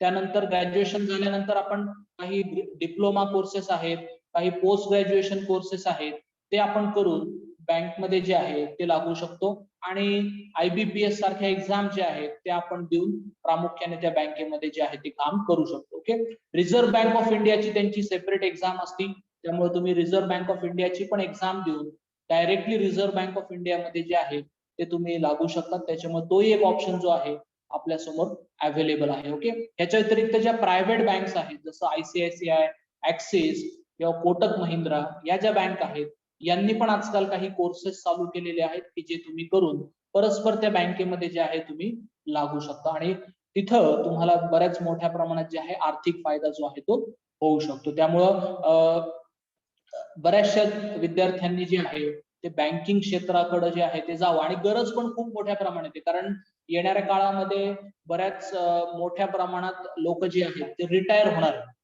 की ज्यांचं साधारण वय 55च्या वरती गेलेले. बँक जी आहे त्यांना शक्यतो व्हॉलेंटरी रिटायरमेंटचं ऑप्शन देते किंवा ते रिटायर होतात आणि मोठ्या प्रमाणात जागा ज्या आहेत बँकेच्या निघणं आता आहे. यावर्षी जवळपास 7,000 जागा ज्या आहेत त्या स्टेट बँक ऑफ इंडियाच्या आहेत आणि रोज मला जवळपास कुठल्या ना कुठल्या तरी बँकेचा मेसेज येतो की त्यांच्याकडे जे आहेत आता जागा उपलब्ध आहेत. त्याच्यामुळे मोठ्या प्रमाणात भारतामध्ये जे आहे बँकिंगचं जाळं वाढत चाललेलं आहे आणि त्यामुळे लोकांची गरज पण वाढत चाललेली आहे. त्यामुळे कॉमर्सच्या विद्यार्थ्यांनी जो आहे बँकिंग ह्या करिअरकडे पण थोडंसं लक्ष द्यावं. ओके. त्यानंतर एक वेगळी फील्ड आहे ती म्हणजे हॉस्पिटॅलिटी फील्ड. आता हॉस्पिटॅलिटी फील्ड म्हणजे काय, तर मोठमोठ्या हॉटेल्समध्ये म्हणा किंवा मोठमोठ्या हॉस्पिटल्समध्ये मॅनेज करण्यासाठी लोकांची फार गरज असते. उदाहरणार्थ जसं कंपनीमध्ये ह्युमन रिसोर्स डिपार्टमेंट असतं की जे कंपनीतल्या कामगारांना म्हणा किंवा सगळ्या लेबर फोर्सला कंट्रोल करत असतील, तसंच हॉस्पिटल्स असतील किंवा हॉटेल्स असतील तर त्या ठिकाणी पण मॅनेज करण्यासाठी लोकांची जी आहे ती गरज असते. मग हॉस्पिटल आणि हॉटेल या दोन्ही ऑर्गनायझेशन मध्ये जे आहे आपल्याला याचा फायदा होऊ शकतो. मग आपल्याला त्यासाठी MBA इन हॉटेल मॅनेजमेंट जे आहे ते करणं गरजेचं आहे. बऱ्याचशा विद्यार्थ्यांना हॉटेल मॅनेजमेंट जे आहे ते करण्याची इच्छा असते पण त्यांना जे आहे ते काही कारणास्तव करता येत नाही आणि मग तरी त्यांची इच्छा जी आहे ती असते की आपल्याला कुठल्या तरी एखाद्या 5 स्टार किंवा 7 स्टार हॉटेलमध्ये जे आहे ते काम करायचं असतं आणि मग अशा वेळेस आपण ह्या MBA हॉटेल मॅनेजमेंट थ्रू जे आहे, हॉस्पिटॅलिटी मॅनेजमेंट थ्रू जे आहे आपण मोठमोठ्या हॉटेल्समध्ये जे आहे ते काम करू शकतो. ओके. याच्या व्यतिरिक्त MBA in health care management पण आहे. जसं मी म्हणलं की मोठ्या हॉस्पिटल्समध्ये बरेचसे डॉक्टर्स, बराचसा स्टाफ जो आहे तो मॅनेज करावा लागतो. तो योग्य पद्धतीने त्यांचा वापर करणं गरजेचं असतं. अशा वेळेस हे जे हॉस्पिटॅलिटी डिपार्टमेंट असतं किंवा ह्युमन रिसोर्स डिपार्टमेंट असतं ते मोठ्या प्रमाणात रोल प्ले करत असतं आणि मग तिथं जे आहे या MBA इन हॉटेल मॅनेजमेंट किंवा हॉस्पिटॅलिटी मॅनेजमेंटचा जो आहे मोठ्या प्रमाणात उपयोग होऊ शकतो. ओके. ट्रॅव्हल अँड टुरिझम हे पण क्षेत्र जे आहे ते वाढत चाललेले आता. आता हा कोरोनाचा जो काळ आहे, ओके, याच्यामध्ये सगळ्यात मोठा फटका जो आहे तो या ट्रॅव्हल आणि टुरिझम सेक्टरला बसलेला आहे. पण येणाऱ्या काळामध्ये जे आहे ट्रॅव्हल अँड टुरिझमचं जे क्षेत्र आहे ते मोठ्या प्रमाणात वाढणार आहे. सरकार पण अशा प्रकारचे नियोजन करते की जेणेकरून टुरिझम जे आहे या क्षेत्राला मोठ्या प्रमाणात मागणी येईल. आपल्याला माहिती आहे की आपल्या महाराष्ट्र गव्हर्नमेंटचे एक सेपरेट मिनिस्ट्री आहे टुरिझमची, MTDC ज्याला आपण म्हणतो, आणि त्यांच्या मार्फत जे आहे टुरिझम प्रमोशनचं काम केलं जातं. मग तिथं ह्या लोकांचा जो आहे तो उपयोग होऊ शकतो की ज्यांनी हॉस्पिटॅलिटी मध्ये जे आहे करिअर केलेले असतील. मग तिथंही आपल्याला जे आहे मोठ्या प्रमाणात स्कोप होऊ शकतो. ओके. त्यानंतर इंटरनॅशनल बिझनेस ही एक फील्ड जी आहे ती प्रामुख्याने आता वाढलेली. आपल्याला माहिती आहे की ग्लोबलायझेशनमुळं, इंटरनेटमुळं आपला बिझनेस जो आहे त्याचा विस्तार झालेला. ओके. आपण मोठ्या प्रमाणात जे आहे ते इंटरनॅशनली बिझनेस करू शकतो. म्हणजे तुम्ही कुठेही जरी असलात तरी इंटरनॅशनल लेव्हलला जे आहे तुम्ही बिझनेस करू शकता. मग अशा वेळेस इंटरनॅशनल बिझनेस जे आहे ते पण एक करिअर ऑप्शन आपल्या समोर ओपन झालेले आहे की जिथं आपण इंटरनॅशनल बिझनेस मध्ये जे आहे ते करिअर करू शकतो. मग त्यासाठी काही पोस्ट ग्रॅज्युएशन कोर्सेस अवेलेबल आहेत, जसं MBA इन इंटरनॅशनल बिझनेस असेल किंवा मास्टर्स इन इंटरनॅशनल बिझनेस असेल. काही डिप्लोमा कोर्सेस अवेलेबल आहेत की जे करून आपण इंटरनॅशनल बिझनेस मध्ये जे आहे ते काम करू शकतो. मग तिथं स्कोप काय आहे, तर आपण इम्पोर्ट एक्सपोर्ट एजंट म्हणून काम करू शकतो, ट्रान्सलेटरचं काम करू शकतो, फॉरेन करन्सी ऍडवायझर मध्ये काम करू शकतो किंवा इंटरनॅशनल मॅनेजमेंट कन्सल्टंट म्हणून काम करू शकतो. म्हणजे अशा वेगवेगळ्या क्षेत्रामध्ये जे आहे किंवा वेगवेगळ्या पदावरती जे आहे ते आपण त्या ठिकाणी काम करू शकतो. इथं प्रामुख्याने इंटरनॅशनल बिझनेस लॉ जे आहे, कायदे जे आहे त्याची माहिती ज्याला आहे तो व्यक्ती जो आहे इंटरनॅशनल बिझनेस मध्ये मोठ्या प्रमाणात काम करू शकतो आणि ज्याच्याकडे बिझनेस स्किल्स असतील तो पण या ठिकाणी जे आहे ते काम करू शकतो. त्यामुळे इंटरनॅशनल बिझनेस जे आहे ते पण एक फील्ड आहे की जिथं आपल्याला काम करण्याची संधी जी आहे ती उपलब्ध आहे. ओके. त्यानंतर पब्लिक ऍडमिनिस्ट्रेशन जे आहे ज्याला आपण सिव्हिल एक्झामिनेशन असं म्हणतो, प्रामुख्याने एमपीएससी आणि युपीएससी जे आहे त्या ठिकाणी पण आपल्याला जे आहे कॉमर्स मधनं करिअर करता येऊ शकतात. असे बरेचसे डिपार्टमेंट आहेत एमपीएससी आणि युपीएससी मध्ये की जिथं कॉमर्सचे विद्यार्थी जे आहेत आपलं करिअर जे आहे ते करू शकतात. मग प्रामुख्याने जे गव्हर्नमेंटचं टॅक्सेशन डिपार्टमेंट आहे जीएसटी किंवा सेल्स टॅक्स असेल, व्हॅट असेल, ओके, ह्या डिपार्टमेंटमध्ये पण जे आहे प्रामुख्याने कॉमर्सच्या विद्यार्थ्यांची गरज असते. याच्या व्यतिरिक्त गव्हर्नमेंटचं आपलं एक सेपरेट फायनान्स, ऑडिट आणि अकाउंटचं डिपार्टमेंट असतं. तिथलं पण सिलेक्शन जे आहे ते पण एमपीएससी युपीएससी थ्रूच केलं जातं. त्याच्यामुळे आपल्याला तिथं पण संधी मिळू शकते. त्यानंतर सुपरिटेंडंट ऑफ स्टेट एक्साइज असेल, व्हॅट असेल, कमिशनर ऑफ व्हॅट असेल, जीएसटी असेल, तर यांचं सिलेक्शन पण एमपीएससी आणि युपीएससी थ्रू केलं जातं. त्याच्यामुळं तिथं पण आपल्याला जे आहे मोठ्या प्रमाणात संधी आहे. एमपीएससी पेक्षा युपीएससी मध्ये जे आहे ते मोठ्या संधी आपल्याला उपलब्ध आहेत कॉमर्स क्षेत्रामध्ये. जवळपास आपल्या मिनिस्ट्रीमध्ये 16 मिनिस्ट्री अशा आहेत किंवा 16 डिपार्टमेंट असे आहेत की जिथं आपल्याला कॉमर्स थ्रू जाण्याची योग्य संधी आहे. मग त्याच्यात टॅक्सेशन असेल, फायनान्स असेल, इंटरनॅशनल रिलेशन्स असतील, अशा बऱ्याचशा गोष्टी आहेत की जिथं आपण कॉमर्स थ्रू जे आहे ते करिअर कडे जाऊ शकतो. त्याच्यामुळे सिव्हिल एक्झामिनेशन जे आहे त्याची पण तयारी जी आहे ती आपण करणं गरजेचं आहे. बऱ्याच वेळा काय होतं की कॉमर्स क्षेत्रामधनं एमपीएससी किंवा युपीएससी कडे जाणाऱ्या विद्यार्थ्यांची संख्या खूप कमी असते.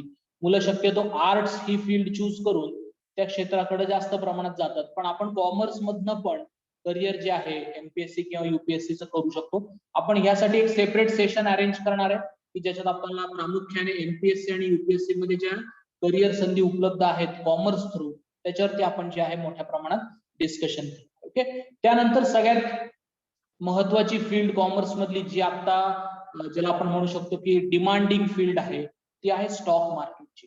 बरेचसे विद्यार्थी जे आहेत त्यांनी मला याविषयी विचारलं की सर स्टॉक मार्केट जे आहे त्याच्यामध्ये कितपत संधी जी आहे ती आपल्याला उपलब्ध आहे. तर आत्ताच्या घडीला स्टॉक मार्केटमध्ये सगळ्यात जास्त करिअरची संधी जी आहे ती आपल्याला उपलब्ध आहे. स्टॉक मार्केट आपण बघतो मोठ्या प्रमाणात वाढत चाललेले. आपण आसपास आपल्या किंवा पेपरमध्ये आपण बघतो की स्टॉक मार्केट बद्दल बरेचसे चर्चा असतात. आजकाल त्याच्याबद्दल काही पिक्चर यायला लागले, त्याच्याबद्दल काही वेब सिरीज यायला लागल्यात आणि त्यामुळं लोकांमध्ये जे आहे ते स्टॉक मार्केट विषयीचं जे ज्ञान आहे ते वाढत चाललेले आहे. आणि त्यामुळं स्टॉक मार्केटमध्ये पण आपल्याला एक करिअर ऑप्शन जो आहे तो आता आलेला आहे. आणि त्यामुळे स्टॉक मार्केटमध्ये पण आपण जे आहे ते करिअर करू शकतो. मग आता स्टॉक मार्केटमध्ये जर आपल्याला करिअर करायचं असेल तर आपण एमबीए करून फायनान्शियल मार्केट्स हा विषय प्रामुख्याने घेऊन आपण स्टॉक मार्केटमध्ये काम करू शकतो. काही सर्टिफिकेट कोर्सेस पण आहेत. उदाहरणार्थ एक संस्था आहे national institute of securities market नावाची, NISM, त्यांचे काही सर्टिफिकेट कोर्सेस पण आहेत. ते पण आपण करून जे आहे ते स्टॉक मार्केटमध्ये काम करू शकतो. बॉम्बे स्टॉक एक्सचेंजचा एक सेपरेट MBA चा कोर्स येतो 2 वर्षाचा की जो करून आपण स्टॉक एक्सचेंज मध्ये जे आहे ते काम करू शकतो. मग यात प्रामुख्याने आपण स्टॉक एजंट म्हणा किंवा शेअर ब्रोकर, फायनान्शियल प्लॅनर हे रोल जे आहेत याच्यामध्ये आपण काम करू शकतो. किंवा तुम्ही MBA इन स्टॉक मार्केट जर केलं, बॉम्बे स्टॉक एक्सचेंजचा जो कोर्स आहे तो जर तुम्ही केला तर तुम्ही स्टॉक एक्सचेंज मध्ये जे आहे ते त्या ठिकाणी काम करू शकतात. म्हणजे स्टॉक एक्सचेंज मध्ये पण काम करण्याची जी आहे ती आपल्याकडे संधी उपलब्ध आहे. आणि स्टॉक मार्केटमध्ये आपल्याला माहिती आहे की प्रामुख्याने आकडेवारी आहे सगळी, शेअर्सचे आकडे आहेत सगळे. आणि मग आकडे आले की कॉमर्सचा विद्यार्थी जो आहे त्यांनी पुढे येणं अपेक्षित आहे आणि ह्या ऑप्शन मध्ये जे आहे त्यांनी करिअर करणं गरजेचं आहे. त्याच्यामुळे स्टॉक मार्केट ही जी फील्ड आहे ती पण आपल्यासाठी एक मोठा ऑप्शन जो आहे तो उपलब्ध आहे. स्टॉक मार्केट वरती पण एक वेगळं सेशन आपण अरेंज करणार आहे.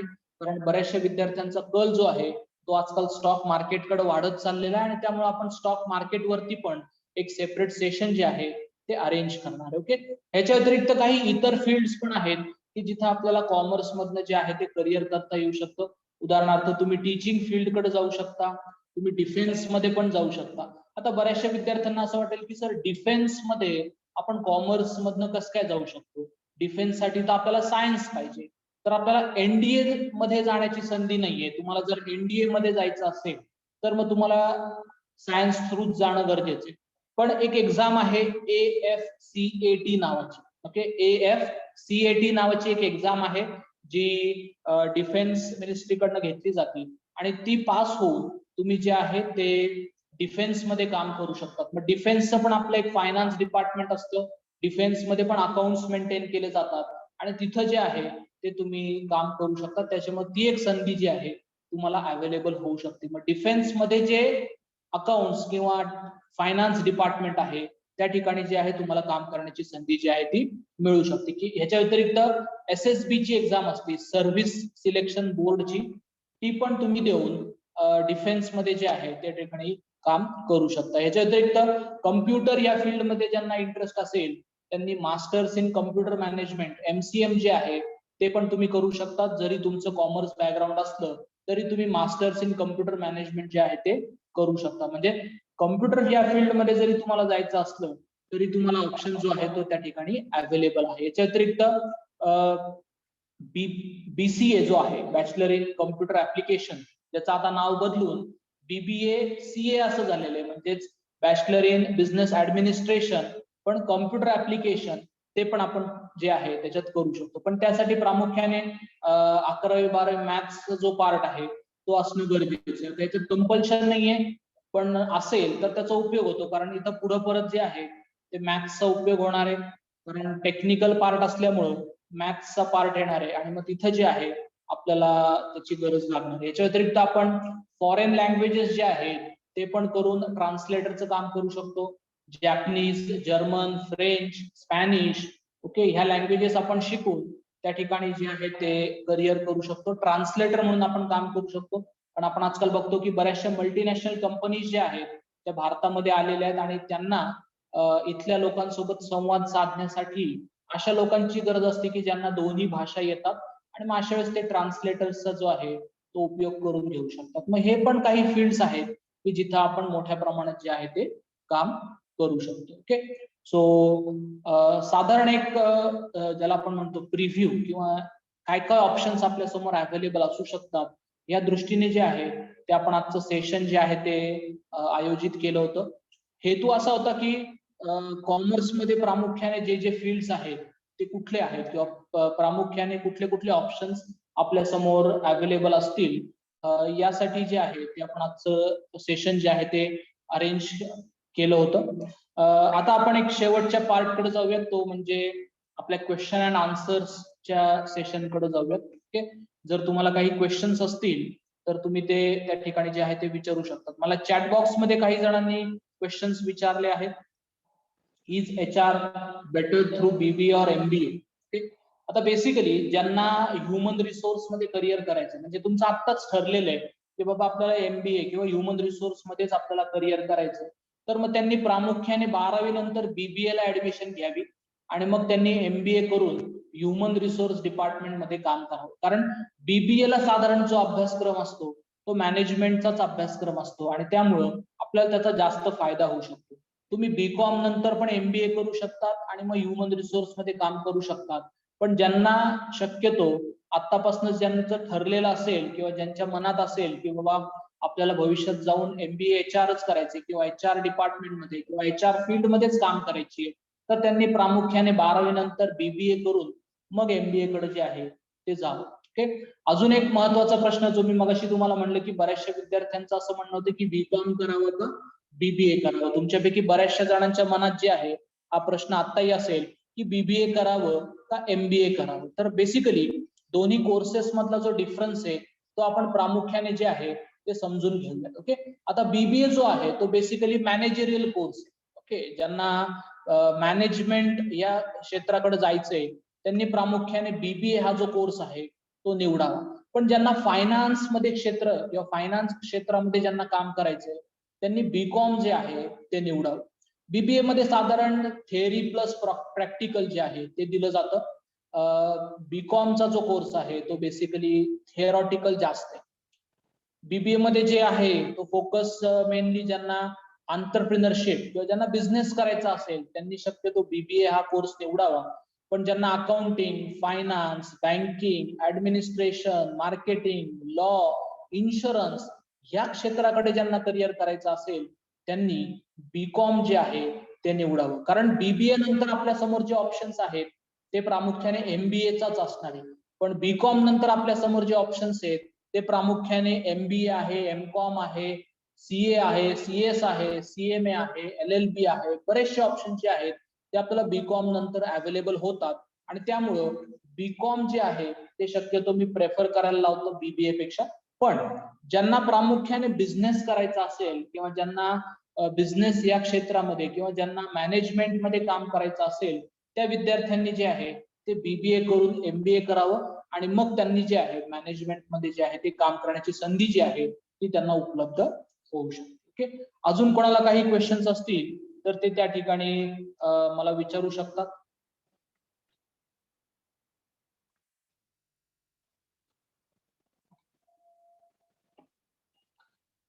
ओके, मॅथ्स और without maths after 10th advantages and disadvantages. Okay, आता मॅथ्स जो आहे बेसिकली कॉमर्स कडे येण्यामागचा हेतू काय असतो बऱ्याचशा विद्यार्थ्यांचा की त्यांना मॅथ्स नको असतं. ओके, त्यांना मॅथ्स नको असतं आणि म्हणून जे आहे ते कॉमर्स कडे वळतात.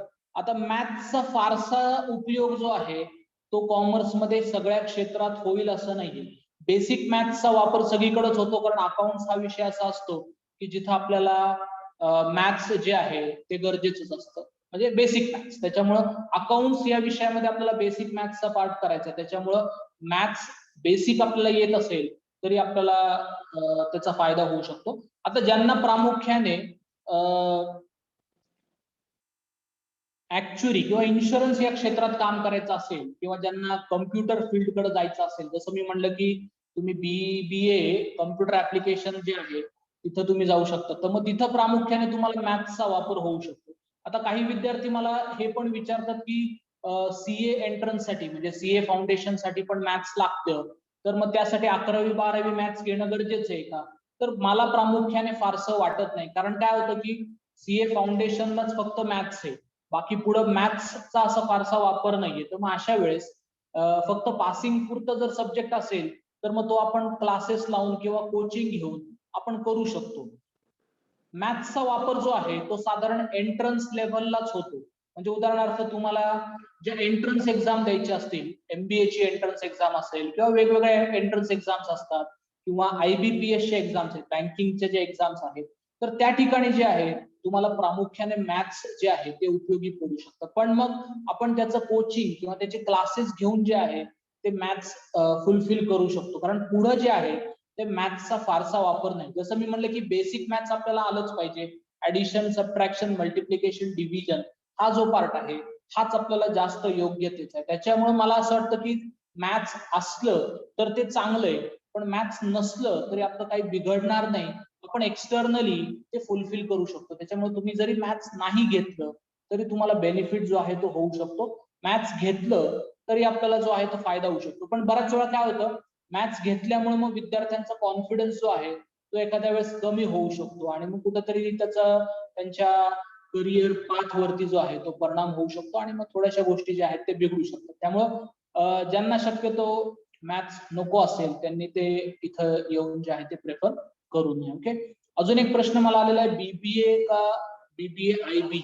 आता दोन्ही BBA मध्ये फरक आहे, लक्षात ठेवा. BBA IB मध्ये जिथे इंटरनॅशनल बिझनेसचा जो पार्ट आहे तो येतो. मग आता आपल्याला नक्की काय करायचंय त्याच्यावरती डिपेंड आहे. स्पेशल सब्जेक्ट जो आहे ओके त्याच्यावरती तुमचा पुढचा पार्ट ठरत असतो. उदाहरणार्थ तुम्ही BBA करताना स्पेशल सब्जेक्ट जो आहे, आता BBA हा जो आहे 3 वर्षाचा कोर्स आहे आणि त्याच्यात सेकंड आणि थर्ड इयरला जे आहे आपल्याला स्पेशल सब्जेक्ट घ्यावे लागतात. जसं MBA च्या बाबतीमध्ये असतं. MBA जो आहे 2 वर्षाचा कोर्स आहे आणि तिथेही आपल्याला स्पेशल सब्जेक्ट जो आहे तो घेता येतो. मग अशा वेळेस BBA चा जो पार्ट आहे ओके तिथं स्पेशल सब्जेक्ट वरती पुढचं अवलंबून आहे. मग तुम्ही जर BBA करत असताना ह्युमन रिसोर्स हा सब्जेक्ट जर घेतला असेल तर मग आपल्याला ह्युमन रिसोर्स मध्ये करिअर करण्यासाठी सोपं जाऊ शकतं. मग असंच जर तुम्ही इंटरनॅशनल बिझनेस घेतलं तर मग त्या ठिकाणी जे आहे त्याचा मोठ्या प्रमाणात फायदा जो आहे तो होऊ शकतो. त्याच्यामध्ये ते पण आहे की जिथं आपल्याला स्पेशल सब्जेक्ट जो आहे त्याच्यावरती जे आहे ते अवलंबून आहे की पुढचा पार्ट जो आहे तो काय करणं गरजेचं आहे. आता प्लेन BBA आणि स्पेशलायझेशन याचा फारसा फरक पडत नाही, कारण सब्जेक्ट जवळपास सगळे सेम असतात. फक्त एखादा स्पेशल सब्जेक्ट येतो की जो आपल्याला पुढे जास्त फायद्याचा ठरू शकतो. मग अशा वेळेस तुम्ही तो जो पार्ट आहे तो करू शकता. मला अजून एक क्वेश्चन आलेला आहे, MCA च्या बाबतीमध्ये जे आहे ती पूर्ण इन्फॉर्मेशन. आता MCA जो आहे तो बेसिकली सायन्सचा कोर्स आहे, तो कॉमर्स मध्ये येत नाही. तुम्हाला जर कम्प्युटर फील्ड मध्ये काम करायचं असेल तर तुम्ही मास्टर्स इन कम्प्युटर मॅनेजमेंट म्हणजे MCM जे आहे ते तुम्ही करू शकता. पण तुम्हाला जर MCA करायचं असेल तर मात्र तुम्हाला प्रामुख्याने सायन्स या फील्ड मधनच करणं गरजेचं आहे, कारण त्याला जी टेक्निकल लँग्वेज आहे किंवा त्याला जे सब्जेक्ट्स आहेत त्याच्यात प्रामुख्याने टेक्निकल लँग्वेजेसचा वापर होतो. त्याच्यामुळे सायन्स बॅकग्राऊंड थ्रू जर तुम्ही गेलात तर ते जास्त योग्य ठरू शकतं. त्याच्यामुळे इथं कॉमर्स मधनं जर तुम्हाला कम्प्युटर फील्ड मध्ये जर जायचं असेल तर मग तुम्हाला MCM हा जो पर्याय आहे मास्टर्स इन कम्प्युटर मॅनेजमेंट हा जास्त योग्य राहू शकतो. तोच जो आहे तुम्ही त्या ठिकाणी करू शकता. ओके, अजून काही क्वेश्चन्स आहेत तुमचे?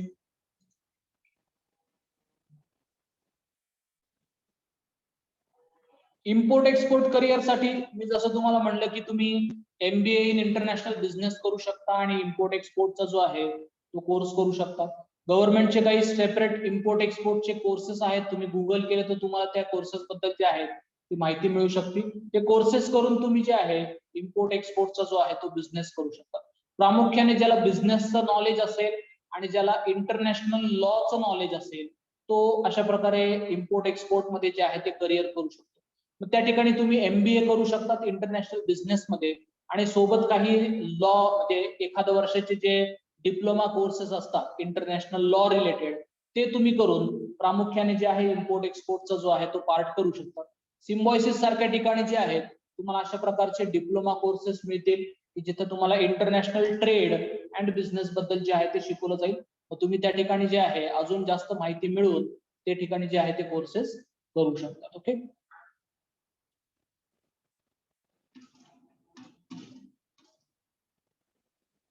अजून काही क्वेश्चन्स कोणाचे? Okay, which professional degree is best for share market?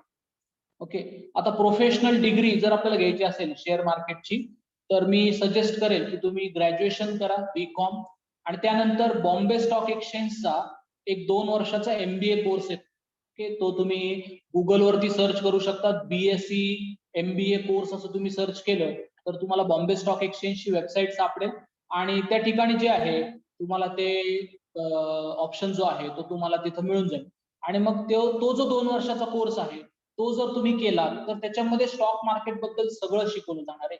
म्हणजे अगदी A पासनं ते Z पर्यंत सगळा पार्ट जो आहे तो त्या 2 वर्षाच्या कोर्समध्ये जे आहे ते त्यांनी फ्रेम केलेला आहे. त्याच्यावरती तुम्हाला सिलेबस पण मिळेल, त्याच्यामुळे तुम्हाला त्याच्यावरनं लक्षात येईल. त्याच्यामुळं जर तुम्हाला स्टॉक मार्केटमध्ये करिअर करायचं असेल तर मग तुम्हाला जे आहे ते अशा प्रकारचं MBA कोर्स करून स्टॉक मार्केटचा कोर्स करून तुम्ही करू शकता.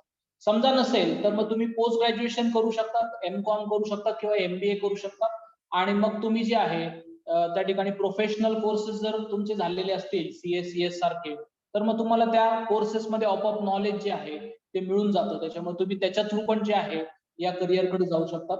NISM जे आहे national institute of securities management, okay, या संस्थेमार्फत पण बरेचसे कोर्सेस आहेत. ओके, तुम्ही जर गुगल वरती सर्च केलं NISM तर मग तुम्हाला त्या संस्थेची वेबसाईट मिळेल. ओके, ही नॅशनल स्टॉक एक्सचेंज नी तयार केलेली संस्था आहे. त्याच्यामुळं त्यांच्याकडे जे आहे आपल्याला खात्रीशीर कोर्सेस अवेलेबल आहेत की ज्याच्यात आपण स्टॉक मार्केटमध्ये जे आहे ते करू शकतो काम. म्हणजे त्यांचे काही सर्टिफिकेट कोर्सेस आहेत आणि काही फुल टाइम म्हणजे 1 वर्षाचे 2 वर्षाचे असे कोर्सेस आहेत की जे करून आपण पूर्ण वेळ जे आहे ते स्टॉक मार्केटमध्ये काम करू शकतो. आणि मी सजेस्ट करेल की आता स्टॉक मार्केट जे आहे ते मोठ्या प्रमाणात वाढत चाललेले आहे. त्याच्यामुळं करिअरची संधी जी आहे ती तुम्ही स्टॉक मार्केटकडे पण बघावी आणि त्याच्यामध्ये जे आहे तुम्ही नॉलेज घेऊन काम करण्याचा जो आहे तो प्रयत्न करावा. ओके, CA आणि CS बद्दल आपण एक सेपरेट सेशन अरेंज करणार आहे. ओके, मोस्टली नेक्स्ट संडे जो आहे, ओके, पुढच्या रविवारी जे आहे आपण CA आणि CS या दोन ह्याच्यासाठी जे आहे ते करिअर चूज करणार आहे. त्याच्यामुळं पुढच्या रविवारी जे आहे आपण त्याच्याबद्दल डिटेल मध्ये चर्चा करूयात, कारण तो एक वेगळा कोर्स आहे की ज्याच्यावरती आपलं अख्खं सेशन जे आहे ते अरेंज केलं जाऊ शकतं. त्याच्यामुळे CA आणि CS हे प्रामुख्याने ज्यांना करिअर करायचे असतील ओके त्यांनी मला वैयक्तिक संपर्क करा. आपण पुढच्या रविवारी जे आहे त्याबद्दल एक सेपरेट सेशन अरेंज करू आणि त्याच्यात फक्त आपण CA आणि CS याच्याबद्दलच डिस्कशन जे आहे ते करूयात. ओके, अजून एक प्रश्न मला आलेला आहे की psychology as a career can be selected. आता बेसिकली सायकोलॉजीसाठी आपल्याला सायन्स बॅकग्राऊंडची परत एकदा गरज आहे, कारण तिथं आपल्याला काय असतं की तिथं आपल्याला ह्युमन बिहेवियर बद्दल जे आहे ते त्या ठिकाणी अभ्यास करावा लागतो, आणि ह्युमन बिहेवियर जर आपल्याला जाणून घ्यायचं असेल तर मग आपल्याला सायन्सचा जो पार्ट आहे तो येणं गरजेचं आहे. पण आपण काउन्सिलर म्हणून काम करू शकतो. ओके, सायकोलॉजी किंवा सायकोलॉजिस्ट म्हणून जरी आपल्याला काम नाही करता आलं तरी ह्युमन बिहेवियरच्या बाबतीमध्ये आपण मार्गदर्शन करण्यासाठी काउन्सिलिंगचा कोर्स जो आहे तो पण आपण करू शकतो. बऱ्याचशा संस्था आहेत की ज्यांच्याकडे अशा प्रकारचे काउन्सिलिंग कोर्सेस जे आहेत ते अवेलेबल आहेत. पुण्यातल्या नामांकित कॉलेजेसमध्ये पण अशा प्रकारचे काउन्सिलिंग कोर्सेस अवेलेबल आहेत की जिथं आपण ते काउन्सिलिंग कोर्सेस करून लोकांना जे आहे ते काउन्सिलिंग करू शकतो, म्हणजे लोकांना जे आहे ते मार्गदर्शन करू शकतो. त्याच्यामुळं बेसिकली जे आहे ते सायकोलॉजिस्ट म्हणून नाही पण काउन्सिलर म्हणून जे आहे ते आपण मोठ्या प्रमाणात जे आहे ते काम करू शकतो. ओके, अजून एक क्वेश्चन आलाय, sir can you please repeat in brief about difference between BCom and BBA. Okay, परत एकदा सांगतो, बीबीए हा जो कोर्स आहे हा मॅनेजरियल कोर्स आहे आणि बीकॉम हा जो कोर्स आहे तो फायनान्शियल कोर्स आहे. हा याच्यातला सगळ्यात बेसिक डिफरन्स. ज्यांना आंतरप्रिनर व्हायचं असेल किंवा ज्यांना प्रामुख्याने बिझनेस करायचा असेल त्यांनी बीबीए हे फील्ड निवडावं, कारण त्याच्यात बिझनेस बद्दलच जास्त प्रमाणात शिकवलं जातं. पण ज्यांना accounting, finance, banking, insurance, administration, law अशा फील्डमध्ये ज्यांना जायचं असेल त्यांनी प्रामुख्याने ग्रॅज्युएशन जे आहे ते बीकॉम करावं, म्हणजे बॅचलर इन कॉमर्स हे जे ग्रॅज्युएशन आहे तेच करावं. कारण बीबीए मध्ये जे आहे ते मॅनेजरियल स्किल्स वरती जास्त फोकस केलं जातं, पण बीकॉम मध्ये जे आहे ते मॉनिटरी स्किल्स आणि लीगल स्किल्स वरती जे आहे ते फोकस केलं जातं. बीबीए नंतर आपल्या समोर ऑप्शन जो असतो तो फक्त एमबीएचा असतो शक्यतो, पण बीकॉम नंतर आपण एमबीए पण करू शकतो, आपण एमकॉम करू शकतो, त्यानंतर आपण सीए, सीएस, सीएमए सारखे प्रोफेशनल कोर्सेस करू शकतो, लॉ कडे जाऊ शकतो आपण, एलएलबी करू शकतो आपण आणि ऍडव्होकेट म्हणून काम करू शकतो. म्हणजे आपल्याकडे भरपूर ऑप्शन्स आहेत की जे आपण करू शकतो. ओके, सो हा बेसिक डिफरन्स आहे बीबीए आणि बीकॉम मध्ये. आपण आधी हे क्लिअर करणं गरजेचं आहे की आपल्याला एक्झॅक्टली काय करायचंय. आपल्याला मेनली बिझनेस करायचा असेल, म्हणजे आपलं ठरलं असेल की आता आपल्याला बिझनेसच करायचा आहे, तर मग आपण बीबीए हे करिअर ऑप्शन जे आहे ते चूज करू शकतो. पण आपल्याला बीकॉम नंतरही बिझनेस करता येऊ शकतो. असं काही नाही की बीकॉम झालं म्हणजे आता आपल्याला फक्त नोकरीच करायची आहे, असं नाहीये. पण आपल्याकडे ऑप्शन जे आहेत ते जास्त वाढतात आणि म्हणून बीबीए पेक्षा बीकॉम ला जे आहे ते जास्त प्रेफरन्स जातं, कारण तिथं ऑप्शन्स जास्त होतात आपल्यासमोर. ओके, त्यानंतर H R manager can work for business or only for company. So basically H R department जे आहे ते कंपनीमध्येच असतं. त्याच्यामुळे तुम्ही जर एमबीए एच आर वगैरे केलं तर मग त्या ठिकाणी जे आहे तुम्हाला कंपनीमध्येच काम करण्याची ऑपॉर्च्युनिटी आहे. पण याच्यात एक फायदा असतो की तुम्ही आउटसोर्स पण करून घेऊ शकता. म्हणजे फॉर एक्झाम्पल तुम्ही जर एमबीए एच आर झालेला असाल आणि तुम्हाला एखाद्या कंपनीमध्ये काम करायचं नसेल तर बऱ्याचशा कंपनीज एच आर रिलेटेड जी कामं असतात ती आउटसोर्स पण करतात. For example payroll, okay, किंवा अटेंडन्स किंवा हा जो पार्ट आहे ते आउटसोर्स केला जातो. लोकांचे पगार कॅल्क्युलेट करणं, ओके, त्यांच्या सुट्ट्या कॅल्क्युलेट करणं, या सगळ्या गोष्टी ज्या आहेत त्या आउटसोर्स केल्या जातात. इव्हन आजकाल इंटरव्ह्यूज पण आउटसोर्स केले जातात. म्हणजे फॉर एक्झाम्पल माझी कंपनी असेल आणि मला फायनान्स डिपार्टमेंटमध्ये 4 लोकांची गरज असेल तर मी स्वतः इंटरव्ह्यू घेत नाही बसणार, तर मी एखाद्या थर्ड पार्टी थ्रू इंटरव्ह्यू घेईल आणि त्या थर्ड पार्टीकडे ती जबाबदारी असेल की त्यांनी योग्य लोक जे आहेत ती मला देणं. मग तुम्ही त्या थर्ड पार्टीचं पण काम करू शकता. सो तो पण एक ऑप्शन आहे तुमच्याकडं की जिथं आपल्याला जे आहे अशा प्रकारे काम करता येऊ शकतं. मग एच आर मॅनेजर जो आहे, एच आर डिपार्टमेंट जे आहे ते बेसिकली कंपनीमध्येच येतं. त्याच्यामुळं कंपनीमध्येच तुम्हाला प्रामुख्याने जे आहे तो रोल प्ले करता येतो. ओके, अजून एक क्वेश्चन आलाय, what are the opportunities in CMA. आता सीएमए म्हणजे basically cost and management account.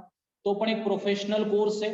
त्याच्यामुळे आपण हवं तर नेक्स्ट संडेला त्याच्याबद्दल पण डिस्कशन करूयात. सीएस, सीएस आणि सीएमए हे तिन्ही फील्ड जे आहेत ते आपण हवं तर नेक्स्ट संडेला जे आहे ते सेपरेटली घेऊयात. आज आपल्याला जनरल डिस्कशन करायचंय, त्याच्यामुळे आपल्याला जास्तीत जास्त जे आहे ते जनरल टॉपिक्स कडे वळायचंय. ओके, अजून काही क्वेश्चन्स कोणाचे?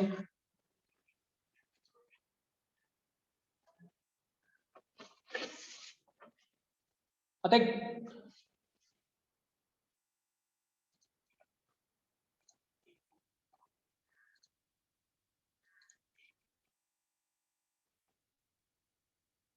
ओके, तर आय गेस बऱ्यापैकी क्वेश्चन्स जे आहेत त्याचं मी आन्सर केलेलं आहे आणि excuse me sir. Yes sir journalism के लिए कॉमर्स से चूज किया है तो कैसे होगा फिर वो?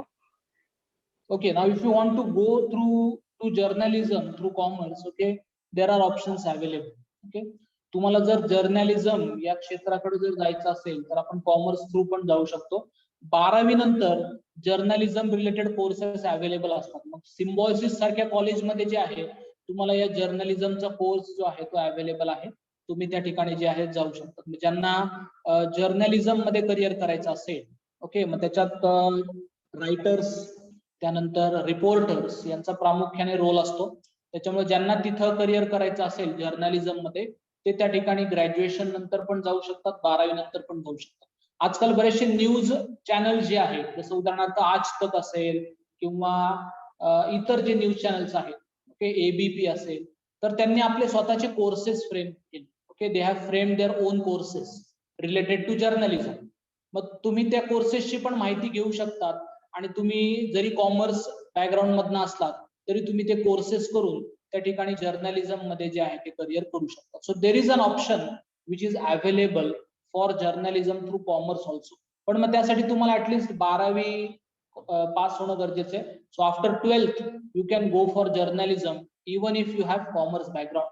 तुम्ही ग्रॅज्युएशन नंतर पण करू शकता, पण 12वी नंतर जे आहे ते योग्य असतं की त्या करिअर मध्ये गेलं तर जास्त बरोबर होऊ शकतं. कारण ग्रॅज्युएशनच त्यांच्याकडे अवेलेबल आहे. मग आपल्याकडं ग्रॅज्युएशन कोर्सेस अवेलेबल आहेत की ज्याच्यात पूर्णपणे जर्नलिझम जे आहे ते शिकवलं जातं. ओके, बॅचलर इन जर्नलिझम वगैरे असे कोर्सेस असतात की ज्याच्यात 3 वर्ष आपल्याला टोटली जर्नलिझम बद्दल शिकवलं जातं आणि मग आपण जर्नलिझम मध्ये जे आहे ते करिअर करू शकतो. ओके, अजून काही ओके क्वेश्चन? सर जो यस दीक्षा.